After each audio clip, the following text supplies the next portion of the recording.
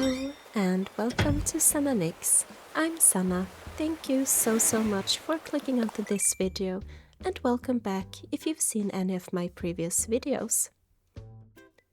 In today's video we will continue to decorate around the villager houses.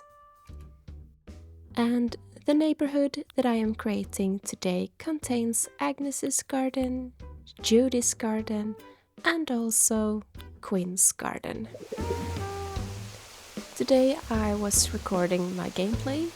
The snow had finally disappeared, but I am not quite sure how I think about this, really. I've gotten quite fond of the snow, and I never really thought that I would be, but this greyish grass color, I don't really think it fits that well. Maybe it's just something that I have to get used to.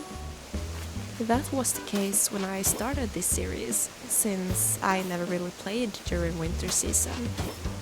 And clearly I got used to the snow and I really liked it.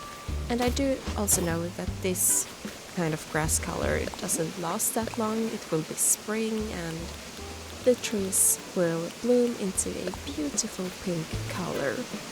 And I do know that I love it when that happens. As for the decorations, since that's actually what this video is all about, I started by putting down some paths. I feel like this is becoming my usual way of this whole decorating stuff. The thing is with these houses is that I don't really have a plan, like at all. I did have a plan for Minoru and Tulin, and I think I ended up making a pretty good little neighborhood for those characters. But this time around I'm pretty much just winging it. I don't know if that's a good or bad idea for this gameplay or playthrough or whatever this is called. One can think that having a fully thought out plan of what to do is the best way to go. But I also feel like it's funny or nice to see everything just grow and find its own place while decorating. I feel the outcome of it will be much more surprising and you feel proud if you actually get it to look nice as well. I need to be honest with you and say that I am starting to run out of ideas. In this video I had a really hard time figuring out what items to use and how the terraforming should be. Since I've never done an island like this before, it's all kind of new to me. I haven't really done that much experimenting with customization and or DIYs. And that's probably because I have no idea what items goes together to make a fairy island. And what I wanted to say with that is that I feel like I use all of the same items again and again, and it's quite repetitively boring. If you have any ideas of items or small builds that I just must have or use for this to be a fairy core island, feel free to tell me in the comments. I really need the help. It's not that I don't like what I've done so far on this island. I am actually very proud of every area so far. I have used a lot of items and colors that I've never really used before, and for that I am very happy.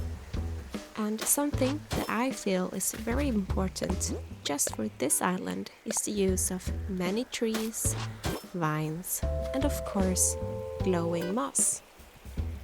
Since this video is so similar to my earlier videos, I will actually speed up this next part and have it become some sort of speed build, so try to keep up and we will slow down again when it's time to show these newly built areas.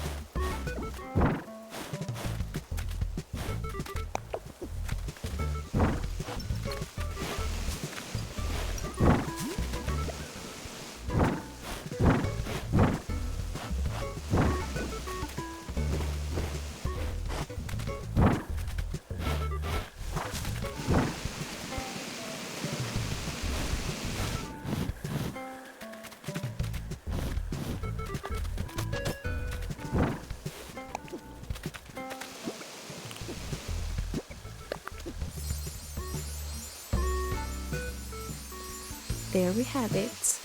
Now it's time to take a look of what this area has become. Besides placing a lot of items in that sped up part, I also did some finishing touches off camera.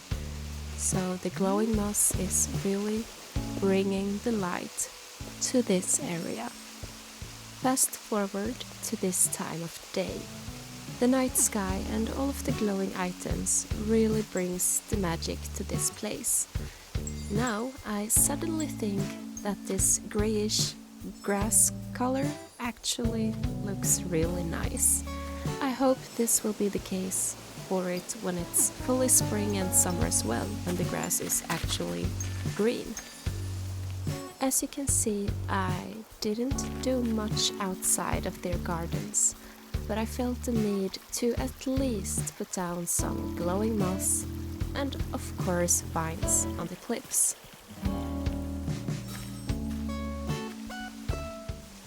This area feels a little bit more finished.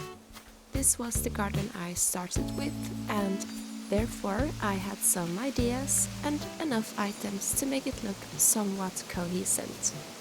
And I really do like that the areas behind it blends in quite nice as well. Quinn got a little backyard. It's not much, but I think it's a good spot for her to sit down and relax. It's a good spot to keep an eye out on Nook's Cranny and what new items they bring in.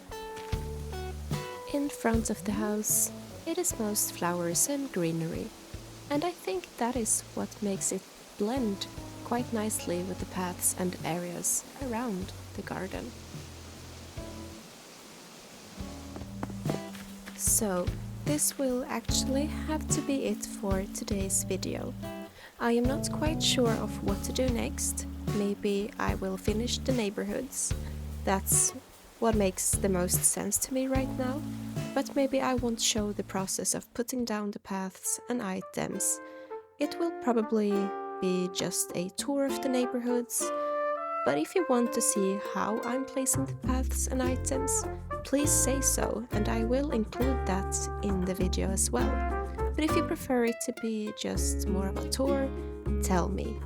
I am still new to this whole recording gameplay, and I haven't really figured out the best way to do it yet. I might even tour some dream addresses so that I can get some inspiration. I won't be copying anyone's island, but I feel like I need to educate myself on what a fairy core island actually is. Thank you so much for watching till the end. If you enjoyed this video, please leave a like and subscribe to my channel. See you in the next video. Bye bye!